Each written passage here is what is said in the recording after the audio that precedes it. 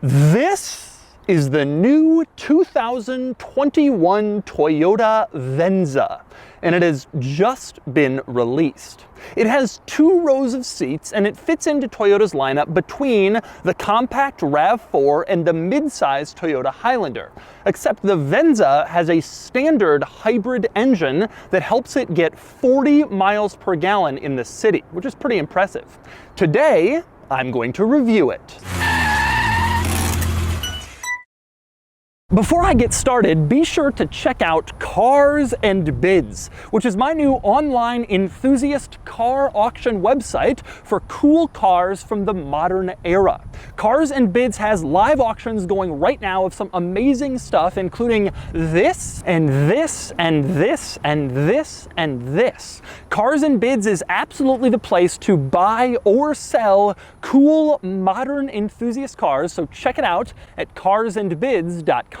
I'm going to start with a little overview. You may remember the Venza because Toyota sold one before. The first generation model was sold from 2009 to 2015. It was also a mid-size crossover with 2 rows of seats just like now. But back then, the Venza just wasn't a big success. It had trouble distinguishing itself in Toyota's crowded SUV lineup, and buyers more gravitated towards the smaller RAV4 or the larger Highlander. But now, the Venza's back, and it has something a bit more special, a hybrid engine.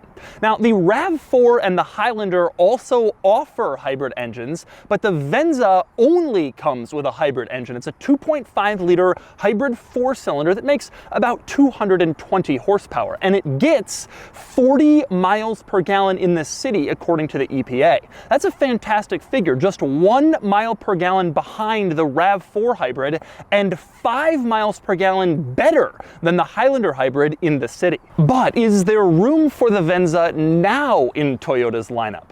Well, this has become a pretty popular segment in the car industry. The 2-row mid-size SUV that's smaller than the 3-row mid-size SUV, but larger than the compact SUV. It includes vehicles like the Ford Edge, the Jeep Grand Cherokee, the Hyundai Santa Fe, the Nissan Murano, and now the Venza. And today, I'm going to see what the new Venza is all about.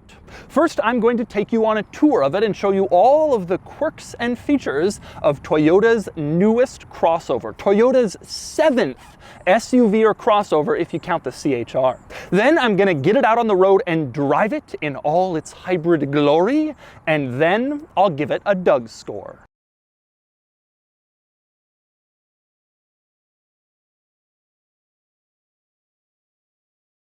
All right, time for the quirks and features of the Venza. Now, as you might imagine, the Venza isn't really a very exciting vehicle. Ultimately, it's a hybrid crossover with 220 horsepower. Not really an enthusiast car, but they try. As an example, check out the key. You can see it says Venza, but the A is actually like a little triangle. There's more style to it than just a regular A. And look at these lines next to the word Venza. This is a cool key with its triangle A, and it's live. Okay, usually I don't go off the rails so early in a video. With that said, the Venza isn't the most enthusiasty, performance-y, exciting car, but it does have maybe the coolest sunroof in the entire car industry. Toyota calls it frost control. Check it out. You have a fairly normal panoramic sunroof, looks pretty standard, but you see this little button on the ceiling next to the mirror with like a car and the sun? Press that and the sunroof instantly frosts, and then you can't see in anymore. Press it again, it goes back to being a sunroof and you can see out. Press it again, looks like Seattle in the winter. Press it again, back. Press it again, again. I would do this all day. This is so cool. I have previously only seen something similar in really high-end supercars like McLaren. Well, now it's in the Toyota Venza, a sunroof that can instantly change from see-through to completely blocked. Pretty cool. And next up, moving on to the rest of the quirks and features in here, this is the Venza Limited, the high-end version. And so that means there's some nice materials in this car. For instance, in the middle, you can see this beautiful saddle trim around the gear lever and the cup holders. Looks good. Also on the center console lid, you have this nice kind of wood look stuff in the center control stack. Everything looks pretty nice, but I will say one drawback, the materials are kind of inconsistent in this car. For instance, you have all that nice stuff in the center, but then the top of the dashboard is this same kind of crappy plastic you'd expect from, frankly, a cheaper car. And it's the same deal on the door panel. The upper part is this nice saddle and gray trim leather stitching. The bottom is just cheap plastic again. Doesn't really look all that good together. And it especially looks bad where the door panel meets up with the B pillar, which is just cheap plastic. You can see the materials right next to each other just really don't look all that good. It's like Toyota only put in effort to make the nicest materials in the places you would absolutely always be looking the most. Places you look a little less often are kind of cheap. It's just a little inconsistent. And speaking of things that are a little odd in here, the heated and cooled seat controls are in the middle. They have these kind of odd, wide, flat buttons. The strangest part, though, is you press the heated one and it turns on these lights orange, not red. You press the cooled one and it turns on these lights green, not blue. Would it have really been that much harder to make the light color correspond to the heating or cooling of the seats? Most other automakers do that, but not the Venza. But even more unusual is in the center console storage area next to the seat controls, you have a little label with some drink images on it, then it's crossed off and the word long is written. So that's a little cryptic. Well, it turns out that's because these are the shallowest cup holders in the history of time. They're like 1/4 of an inch deep. And so that image is telling you not to put long drinks. I think the word is tall, but they went with long. Either way, short drinks are okay, but not long ones. Not that it matters because frankly, I wouldn't be putting drinks in here anyway, since this is in the center console storage area. The lid can just close on it and knock over your drink, and you have normal cup holders right next to this. So there's really no reason to use these as cup holders. I have no idea why they exist, but they do exist. Just don't put a long drink in them. Next up, also in the middle, is the power button to turn on the Venza. You can see it's kind of unusual. It comes out from the center control stack in this large housing. You press this blue power button and turn it on. It's set off from everything else. Makes you very excited when you press it like you're doing something important. And speaking of turning on the Venza, here's something interesting. If you have the Venza on and you're just sitting in it idling, a warning will pop up in the gauge cluster letting you know that it will automatically turn itself off after an hour. I guess to make sure that nobody accidentally leaves their car running and just runs out of fuel. So you can't sit in the Venza and just idle and idle forever unless you override that. Kind of unusual. But anyway, back to the center console. Near that very important power button, you have another button marked EV mode. You press that and you can put the car into EV mode. Now this isn't a plug-in hybrid. It's not really designed to go EV for a long time. I think Toyota says maybe 2 or 3 miles. I've heard people get more like 5 or 6 out of it, but it's just for a short trip, maybe to go pick up takeout nearby or drop off kids at a neighbor's house. Still, it's nice to have. You can drive purely in electric for a little bit if you want to. And next up, here is something you will hate. The center control stack does not have any dials, and that means if you want to change the climate control temperature, you have to press this little arrow up, up, up, up, and each press is a degree. And so if you want to go from 60 to 80, yes, you have to press it 20 individual times, which gets kind of old. But it's actually worse than that because the volume adjustment is the same way. To change the radio volume, you have to tap, tap, tap, tap, tap. Apparently Toyota didn't learn any lessons from Honda's fiasco where they put one of these in and people complained bitterly, and so they went back to a dial. So changing the volume in this car is just endless tapping on this panel. Unless you're the driver, you can use this rocker switch on the steering wheel, which is pretty standard, but for the rest of the car, there is no dial to change the volume. That's all you get. Kind of annoying. Now, I will admit, you can adjust the climate control temperature in the infotainment screen. You don't have to use that little tap, tap, tap, tap pad in the center control stack, but if you adjust the temperature in the screen, it's the same problem. You have to tap, tap, tap, tap to go up individual degrees, so frankly, it doesn't really help all that much. And next up, let's talk infotainment system. This car has a pretty good one. The Toyota system is far better than what's in Lexus models right now. I really like a few aspects of it, specifically how configurable it is. Right now, you're seeing it in its sort of home configuration. And you can see over on the left, about a third of the screen is devoted to something that you can choose. This can be your phone or your climate settings or your heated or cooled seats or your vehicle settings, whatever. Over on the right, you have your actual home screen, which consists of your music, your phone situation, and your navigation map. Now, the cool thing here is that you can move it around. So if you're sitting in the driver's seat, you want the navigation map closer to you, just tap here and the screen reconfigures, and so that's the situation. And now that little 1/3 area is over on the passenger side, and you can tap again and move it back, and tap again and move it back. So you can choose exactly what's near you. You can also choose exactly what you're seeing on the home screen. Right now it's split into these 3 areas, the map, the radio, the phone, but if you click on the map, it enlarges it, and now that's taking up a much larger portion of the screen so you can see the map. Same deal if you're on the home screen and you want to see the radio larger, just tap on it and suddenly it's enlarged, and now that's taking up your whole home screen, but the other 1/3 screen is still there as well, showing you your climate controls or whatever. It's a pretty neat system, very configurable, very easy to use, although not quite as large as the screens in some rival vehicles, but that's a small demerit. And on the subject of screens, let's talk gauge cluster. There's also a rather large screen in the gauge cluster, which has some pretty nifty items on it as well. For one thing, it'll tell you which rear seats are buckled, which belts, which is nice if you're a parent. You don't have to turn around and verify that your kid is buckled in. You can just look on your screen and it will tell you. And speaking of kid-friendly, there's another good feature in here. If you open the rear door before you go drive off somewhere, and then you close it and drive away, when you park at your destination, it will pop up a message in the gauge cluster reminding you to check the rear seat, so you don't accidentally forget that you may have left a kid or a pet back there. That is a pretty cool feature, a simple one, but it could help prevent a real tragedy, and I like to see that. Now, also worth noting in this gauge cluster area, you can see there are 2 fixed dials. Over on the right, the speedometer, of course. On the left, you don't have a tachometer. Instead, this car trades the tach for a hybrid monitoring type display. There are 3 areas. You have charge, eco, and power, and by monitoring that needle, you can kind of see which one you're in and how efficiently you're driving, and whether you're using regen to recharge the hybrid system. I guess Toyota figures a vehicle like this, a tachometer, not really as necessary as monitoring your hybrid efficiency, which should give you an idea of just how non-enthusiast oriented this vehicle is. And next up, we move on to the back seat in the Venza. You can see I have the sunroof frosted, which is so cool.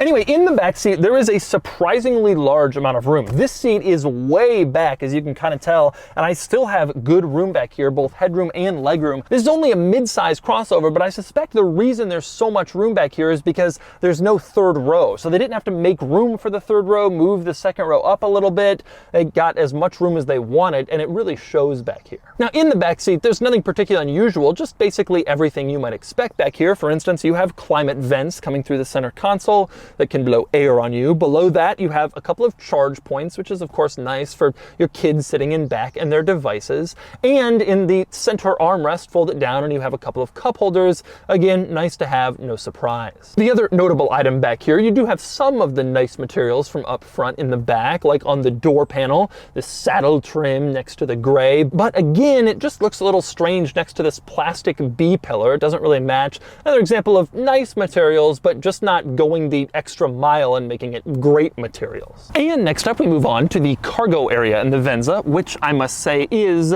dramatically uninteresting. There's nothing special in here pretty much at all. It is reasonably sized. It is simply a cargo area.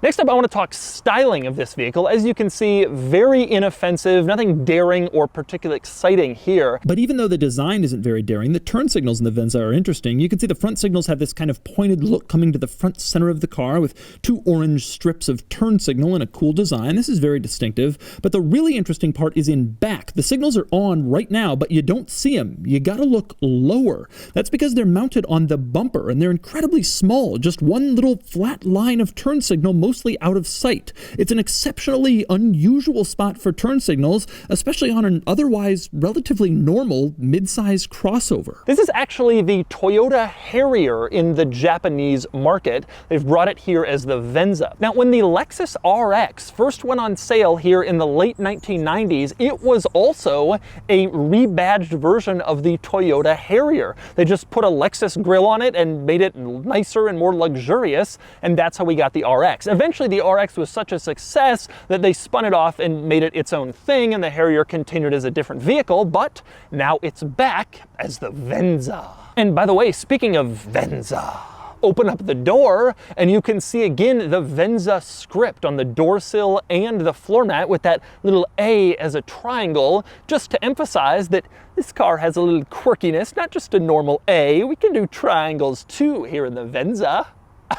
But of course, the real selling point is under here. Not for car enthusiasts, of course, but for most people. A hybrid 4-cylinder, like I said, 220 horsepower, which is more than enough for a vehicle like this. But the real benefit is fuel economy, 40 miles per gallon in city driving, which is excellent for a mid-size crossover. Like I said, only 1 mile per gallon behind the RAV4 hybrid, which is a smaller vehicle, and 5 miles per gallon better in the city than a Highlander hybrid. It is a really impressive figure. And for people who don't need a third row, I suspect the Venza is going to be on a lot of shopping lists if you want a reliable, inoffensive, fuel-efficient Toyota with frost control.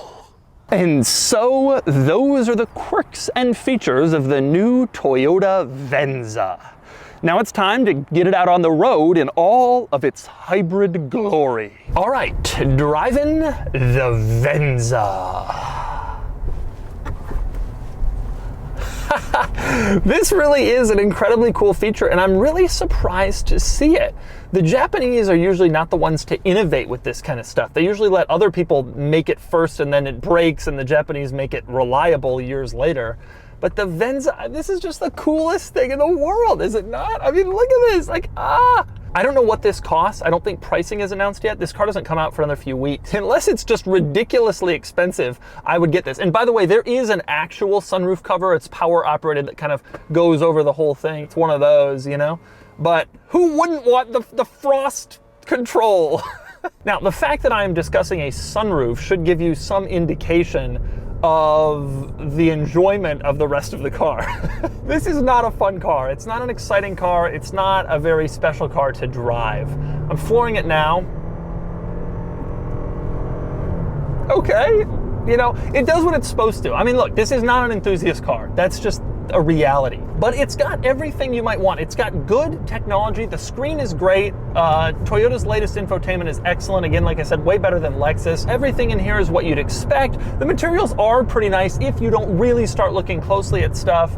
Got a heads-up display. Everything is nice in here. It's just not exciting. Nothing about this car will thrill you or make you really happy or whatever. Where this car is gonna sell well, I suspect, is gonna be to empty nesters. People whose kids have gone away, they're used to driving an SUV, but they no longer need 3 rows. They like the idea of a hybrid like a Prius, but they don't want something that small. And there's a big group of those baby boomers who are getting old, who are looking for something exactly like what this car can provide. Something a little smaller than the Highlander, but maybe more substantial, nicer than a RAV4. That's exactly what this is. How would I compare it to rivals? Grand Cherokee, Murano, Santa Fe. Less exciting than them. You know, Grand Cherokee is still offered with a V8. Murano has a V6, more power than this vehicle. Ford Edge, there's a performance version. They all have styling that's more bold, more appealing. This is definitely the kind of more relaxed, quiet, not as exciting version of all of those cars. And there's no off-road capability, obviously, like there is in the Grand Cherokee. A little bit more wind noise in this car than I was expecting. I'm actually kind of surprised. In the back, I've pressed the button to roll up the window thinking one of them was down, and it isn't. Not usually what I expect from Toyota, especially a limited version like this. The ride is reasonably comfortable, no surprise there. Rides like a Highlander, nicer than a RAV4, exactly what you'd expect from a vehicle like this. And a lot of car enthusiasts are gonna watch this video and say, oh, it's boring, it's ugly, it's stupid. No, put yourself in the shoes of people who'd be interested in a car like this, and this is exactly the sort of thing they'd be looking for. Not everybody wants or needs a high-performance, sporty car. This car addresses the needs of a growing number of people, and it gives Toyota an entrant into this sort of not small, not mid-sized segment where they haven't had a vehicle since the last Venza went away after 15. Overall, I like it, and I think it's going to be more successful than the previous Venza. It just, with the hybrid powertrains and SUVs being even more popular than they were then, it just seems like the right car at the right time. Pricing obviously will be a bit of a determinant on that. I'm not exactly sure where the pricing is. If it's too expensive, it might have trouble, of course.